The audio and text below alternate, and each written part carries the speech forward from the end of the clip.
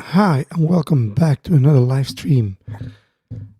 I'm going to talk about my main gear here in the studio, and most important thing also.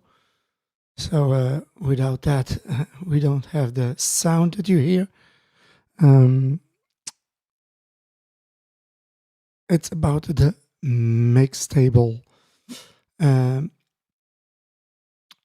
as you see, it's an StudioLive today. It's before it was StudioLive from PreSonus, but as you know, Fender bought PreSonus, so it's Fender now from in the same group of Fender products, and they brought just a new mixing table, a reissued mixing table, the StudioLive, and that's my third mixing table from PreSonus. And before I had the StudioLive, I think SC32. So when the new one, the SE16, came out, I thought, why not buy me a new one? There is also some warranty and also some new stuff. We'll talk about it. So I sold mine and I bought me a new one, and I want to talk about it today on this live stream. So PreSonus brought just a new one. You have three types: the SE and all 16, and there are three versions of this. Then you have also the 24, so 24 faders and also inputs on the mixing table, and then the bigger one, the 32 channel mixing table. For me, for the size that I'm using here, the 16 is just more than enough. So in this case, I'm using this one. And when I'm looking at the pictures of the 16, you will see 30 and 16 faders, 16 analog inputs and outputs, all inputs and output as a interface you can use, but you have also 10 mix outputs on this one.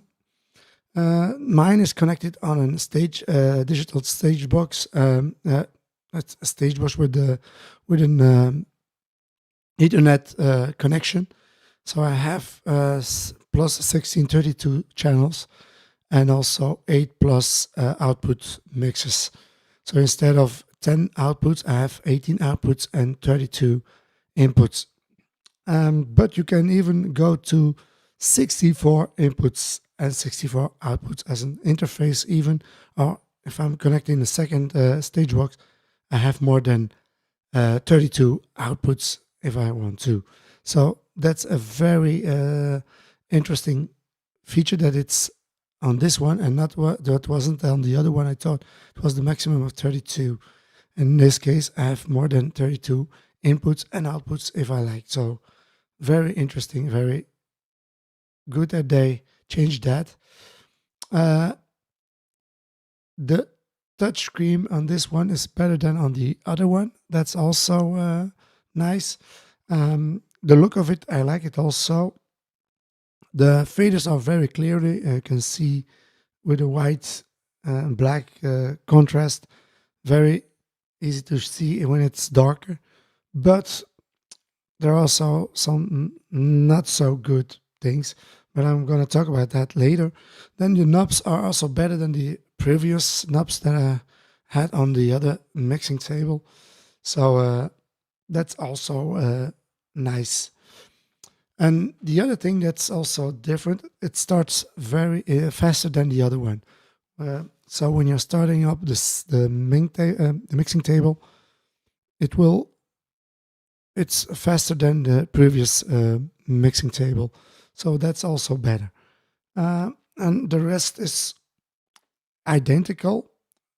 And now when I'm going to the things that I don't like about this new one is, first of all, the subscription on the knobs is smaller than on the previous version.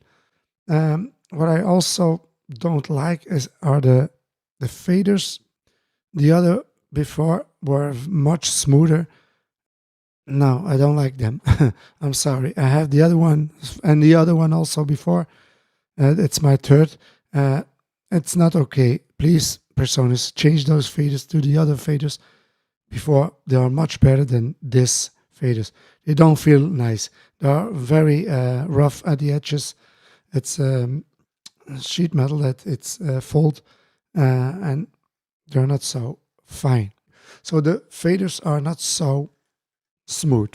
They're rough, and the subscription on the buttons is too small. That's two things that I don't like. What I also don't understand why they don't choose to change that when you're going to the settings. The display, in this case, it has just two settings, low and high. And high it's too bright for, and low is a little bit too less bright. Why they doesn't they add another one, like for the knobs they do that, get the middle and the low and the high. Why they didn't do that also for the screen? When you're outside with sunlight and that, then the high is interesting. When you're inside and it's dark, the low is perfect. But in between, when I'm working with light on, there must be a middle choice between those two, and that's not like that. So those are the not okay points, but the okay points. The touch screen is better, a little bit better, not so much better, but a little bit better. Also, I don't understand why they didn't, for example, go to the input channel, and you have here your equalizer. You cannot do that like in the other mixing tables where I'm working on it. You can't do that, and that's also why not. The looks are nice. The gray one I like that, but it was not so. The paint on the other one was sometimes I didn't like that. This one I prefer this one, to be honest.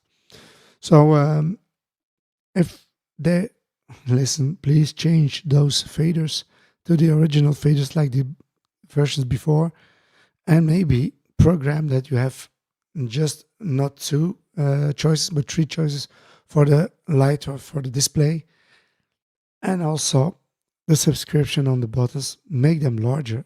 There is space enough to make them larger, so I don't know why. What I like is the knobs are much better than the other ones. They were okay, but this one is better. It has a nice feel and also very smooth. I like that. Also, the contrast on the faders, the black and white, also nice. Better for in the darkness. When you're working in darkness, then you see better where your fader are positioned. Also very interesting. It starts faster than the previous version.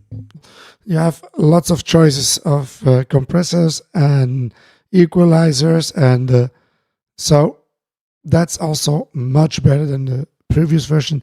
They didn't have so many. You must always download them. Also, for the compressors, for the equalizers, also lots of choices. Can choose between different equalizers. That's also very nice. And for the rest, that's one thing. What I like about this mixing table, that's also my choice because I choose the same mixing table to buy again, is that it has very great effects. The preamps are very nice. It's very easy to use mixing table. I'm working on other, like the Midas and also on Behringer. I worked also on analog mixing table, and this one comes closer to the analog mixing table than the other one. It's always one button. Mute the FX, easy. Have 4 FX groups. You can mute them, each one. Very easy. Go to your FX, just push a button and you can go to your FX, to your group, to your subgroups, the same thing. It's very easy. Inputs, then all my inputs are, then go to my DCAs, different mixes, and my user. I can program my own user. Easy to use. And certainly this one, the fat channel, or the area where everything, each channel is set. It's always inputs, gate, compressor, IQ, and sense, just like, almost just like an analog. And here for each knob you have a function. No dive in, no submenus. It's very very easy and very fast to learn to work with this mixing table, and that's very useful for those who just starting to go to have a digital mixing table. The Presonus is a very interesting table for that to learn. It's easy, and also the same thing. Each channel you can have an analog input. That means that you're using the inputs from the mixer itself. You can go to network. That means that you're going to choose to have the inputs from a stage box, or another mixing table. You can go also to USB. That means that you can choose to use the inputs from your DAW that you use, comes in, and at last the SD card, and that's here. You can record live on this mixing table. You don't need to have a DAW or a computer to record. You can also record that mix if you like. So that's a very interesting.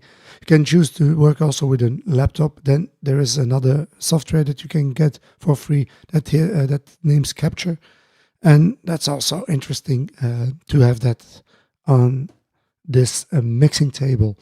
So very lots of positive things, some negative things, of course, but the positive are more than the negative. So there is not any other mixing table in the price category for the same features and the same options than that you can find today on the market. So this one is the best, I think.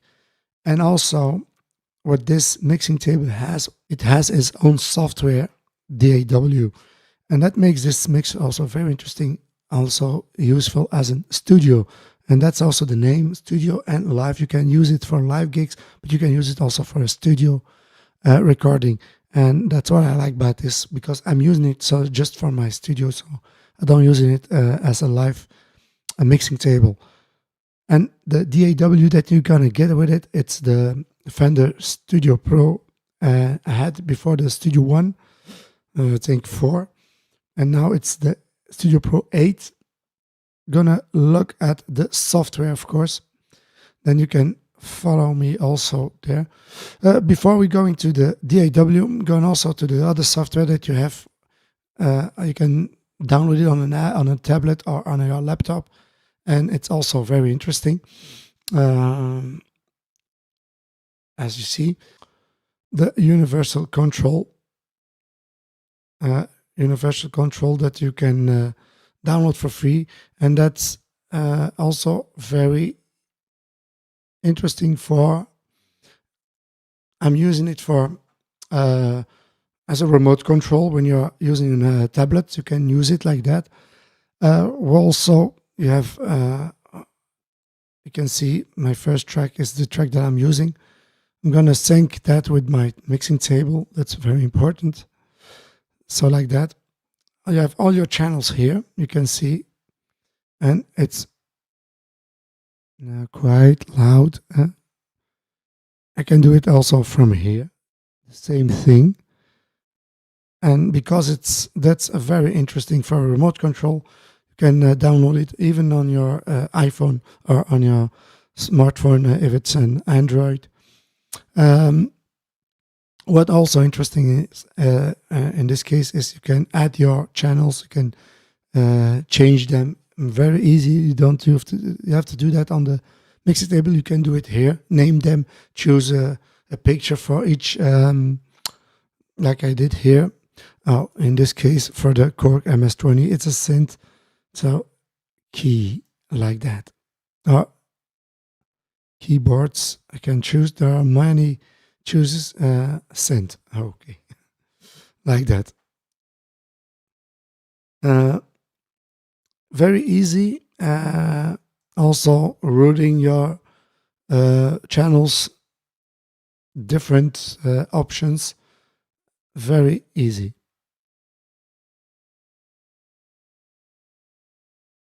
You have also 32 channel equalizer. All your effects, you can see them also here. Like that. Turn that off, and then you have the mixer again. What also interesting is that you can download every Essence and every project that you record on your laptop, and you can also send them to your mixer if you like. Also the same thing, so you can back up everything on your laptop. Also very easy and interesting. Go to capture directly from here. Also you can do that. If you're using capture, the same thing. So very interesting. All the 32 channels, but you can have more than 32 if you like. Till 64, I think, for this mixing table. The only thing that I see is just 32 on this one. Maybe someone knows, can you have more than 32 on this one? I don't know why. Normally, or I must maybe update this one also. All your effects, you have them here. Have lots of equalizers and also compressors. When I'm looking from behind, as you'll see, you have also combining a combo jack XLR and just an XLR, and that's also one of the reasons why I bought this mixing table. You can have both of them. On the stage book, it's all combos, and in this case, on the mixing table, you have XLR and combos. That means when someone comes with a jack, I can put it in. With other mixing tables, you only get the XLR inputs, and that's a little bit pretty because you need always you need to have a DI to connect that with your mixing table. And here with the combo, I don't need that, so I can directly put it in the mixing table and set, and it automatically will be set on the pad will be also reduced, so it reduces it, I think 20 or 30 dB. I don't know how many, but it reduces your dB when you're when you're plug in a jack instead of a XLR. So it's very interesting. That's also one of the interesting features that this mixing table has, that you have the combos, and so many also. Very nice to have that also on this mixing table. So that's from behind. Going back to the other feature that the other thing that you get when you're buying this mixing table is, of course, the DAW that comes with the mixing table. And to be honest, before I worked always with the Cubase, and I like to work with Cubase still. I work with that for mastering, but now I don't need it, because with the Fender Studio Pro, you have the capabilities to also add other VSTs from Universal Audio. And before I couldn't do that, because I must have to buy another software to allow you to work with other VSTs or plugins. And in this case, you can get it with it without to pay anything. So that's very nice to do that, PreSonus. So thank you for that. And that's also easy. So I don't need now to work with the Cubase. And to be honest, I love to work with the Studio Pro or Studio One because it has everything. It's compact. It's also the software for the mixing table, and it works very well and very fast and easy. And yes, I'm very positive about the software. And that's also the reason why I didn't choose to buy another mixing table from another company, another factory, because I'm used to work with Studio One. I like to work with Studio One. It's very how do you say it? It works very nice with the mixing table. You don't have any issues, so why not? So for those also working in a studio with a digital of want to buy a digital mixer for the price, this one is, I think, idea price wise, and also the feature that you can get. And not only that, but also the sound quality is very, very good. And I mean that I heard a lot of. I even worked on an Allen and Heath. I think Avantis. I think yes, and it does not have the same quality as effects as on this one. Maybe you can buy other effects on the Allen and Heath, but those who came with the mixer, I didn't like them. So in this case, this one is very interesting and also very nice and high quality sound. So I'm going to choose channel number 2. That's easy. You have above here, you're selecting knobs channel. You can choose each channel. Each time you choose a channel, you will see that it change all your settings here above. So in this case, it's the input. You press input, you press your channel that you want to choose.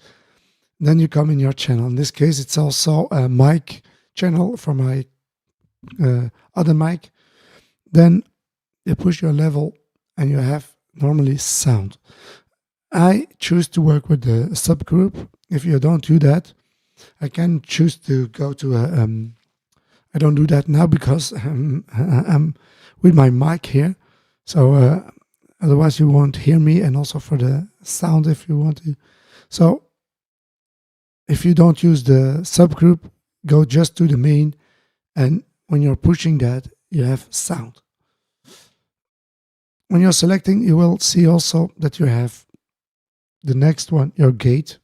You can set, in this case, I'm using my gate, because without my gate, then you will hear also other noises from behind, from the chamber. So they have some reverb. And when I'm using my gate on, it's gone, it's clear. There is no noise. Same thing here. So your gate. Then the next is your compressor. Also very interesting, certainly when you're singing or when you're talking, or for some sounds. For mics, it's very interesting, and also for drums. For my voice, I'm using always the tube compressor, classic one. And for drums, I'm using always the fat compressor. That's also a very interesting and very good compressor. Then you have the next one, our IQs. Normally, I choose always the standard. That's the most easy one. The same thing when you're IQing something like this one, the high pass is on, and that's easy. Upstairs you can see high pass. Turn that on, turn that off. High pass off, high pass on. For voices, very interesting for some of the high-end sounds also, but only for voices I'm using that. Then we have the other IQs, of course, 4-band IQ. You can choose another one, for example, a vintage 3-band, or you can choose what I'm using for a mix, a total mix. Sometimes it's just a vintage, this one. sort of very, very interesting, a very great sounding IQ. And at last, you have also sense. Your sense, you can monitor your sense where your sound goes. So also very clearly, so you can see where my scents are. Each time you press, you can also mute them. You have fix, if there is an FX on or not. And this one, a subgroup, is a stereo group, so you can see it. It's just one channel instead of two. 1 and 2 are in a stereo group. Why I do that? I choose to use the groups because every synth and every instrument is connected to this group. When I'm too loud, I'm turning off the group a little bit like that. So just push the group and it goes down. Why I don't use the DCA? DCA is also a sort of remote control fader that with one fader you can turn all your faders down. That's okay when you're just moving it a little bit, just to -5 dB or something like that. But when you're going more than -5, but even then, I'm not fan of using the DCAs. Is the reason why is, as you see, when you're turning a fader down, it's not linear. So that means when you're going more down, it will go more. It will fade more out than here, because here is the fine tuning. You can the adjustment is very small here. When you're going down, then it will be bigger and bigger. So when a fader is almost here and it goes with the DCA down like that, then you're gonna turn that too much out. Then that's not okay. And that's why I'm using the subgroup. And the second reason why I'm using the subgroup, on your subgroup you can put some compressing, I can put some equalizing and everything. That is something that you cannot do that on a DCA. Just DCA is just an automatic and sort of group fader, a remote fader for all your faders. That's okay for small adjustments, but not for big adjustment. Then is the group is better than for that than the DCA. And the user is also very interesting. You can choose which instrument that you're going to use for a gig. Then you have always your instrument ready on that. Without, when I'm going here, I have almost 22 channels. I have more than 22 channels. So if you want them in one layer, use the user, and you can just by pushing and choose which one you want to get into the user menu. It's very easy like that, and you can choose, and that's it. Just with one knob, very easy to use. So, and everything is also with a knob. Your IQ, your gain, your shell, you can do it always with those three. If you go to the IQ, I'm gonna choose the standard. That's more. So choosing this one, or this one, and my lowest, up, down, frequency, and the shell. Easy. The high pass, also the same thing. When I turn it now, it's just a high pass. When it's off, just a high pass. And you can do that also with your gain, with your compressor, and so you can do it always on with the knobs and the buttons. You don't have to always to work on your screen. That's also interesting. And can have two different mixes for different bass. You have two basses, one bass A and bass B. The guy changed the bass so you can go to another mix. That's also very interesting. And this one is also very ADC. That means it's a remote controlled preamp adjustment.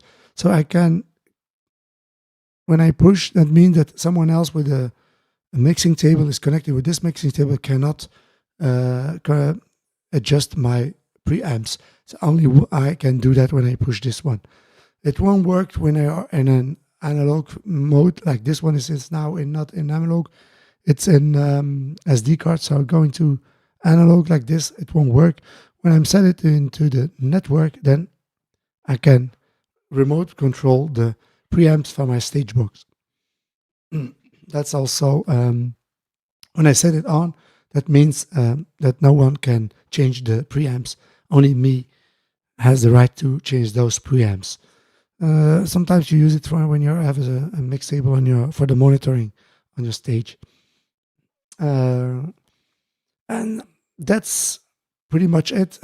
Changing phases of phase, mic, phantom. Then you have your subgroups. That's when I create a subgroup. It won't light up when you don't have a subgroup. So don't think it's a defect or something. No, it won't light up. Just so you must make a subgroup when you want to light up. Then you have also main, left, right. Can copy, load your different settings. Very interesting. Then you have your recording settings for your capture. Can also start from here. When I'm using my DAW, you can see it. I'm going to turn that on so you can follow me. Going to make it smaller.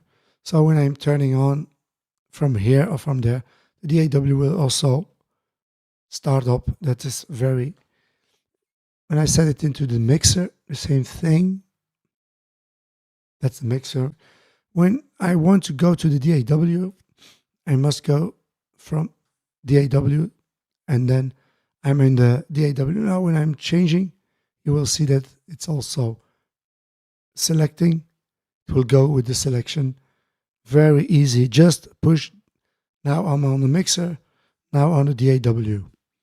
Just with one button.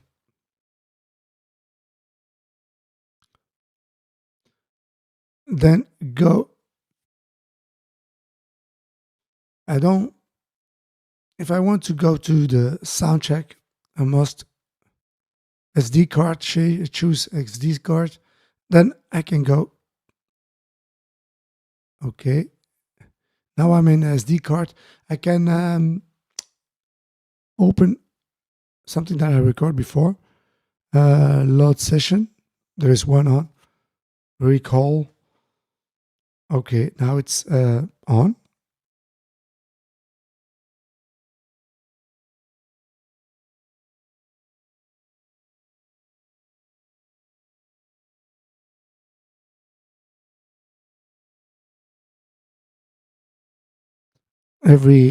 Only my mic, of course.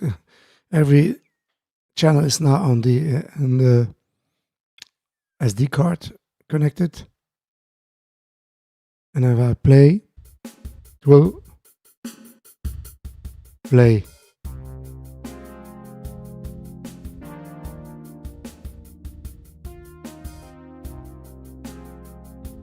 Now my mic is on the first one because there is another sound also here.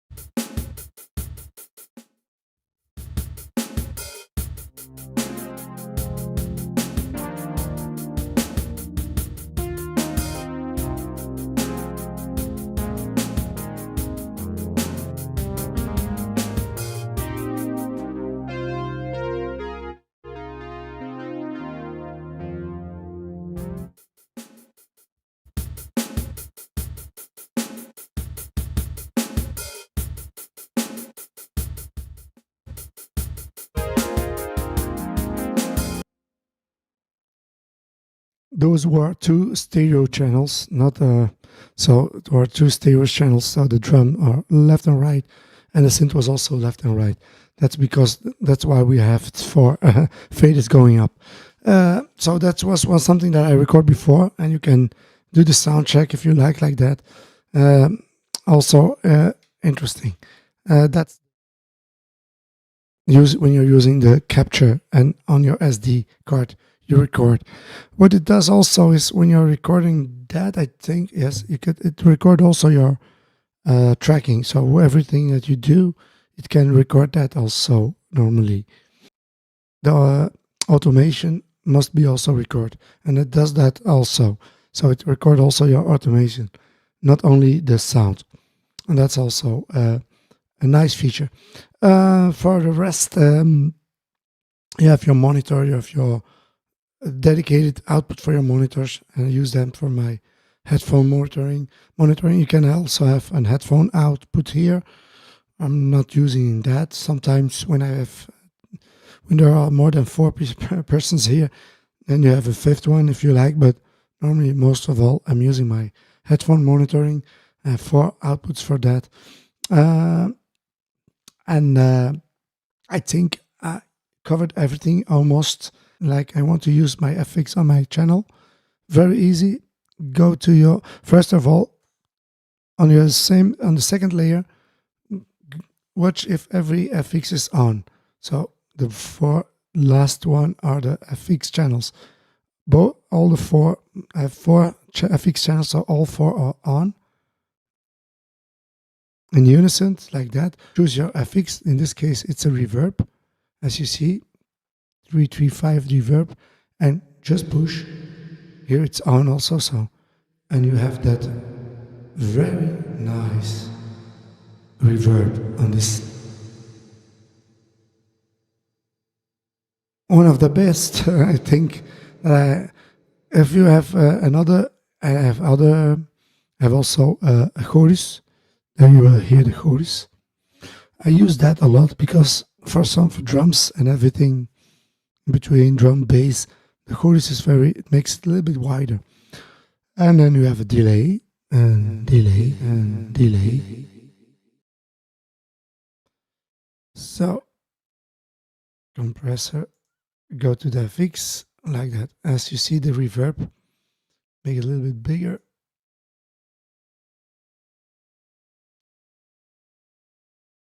The effects on this synth are digital XL reverb, the PAE16 digital reverb, the 335 digital reverb. This one I use a lot. Vintage plate reverb, also not so bad. Mono delay, a stereo delay, a ping pong delay. I'm using lots of this one, this ping pong delay. Then you have the chorus, very, very nice sounding chorus, and a flanger. That's the effects that you have. 1, 2, 3, 4, 5, 6, 7, 9 effects that you can choose between, and you can do that on 4 channels. So you have 4 different effects on each every channel if you want. I think I covered it all. I hope you found it interesting. If there are some questions, just leave it in the comments below. So thank you for coming visit the channel and watching this short live stream. Hopefully you like it and you find it interesting, and we will see you later again. Bye.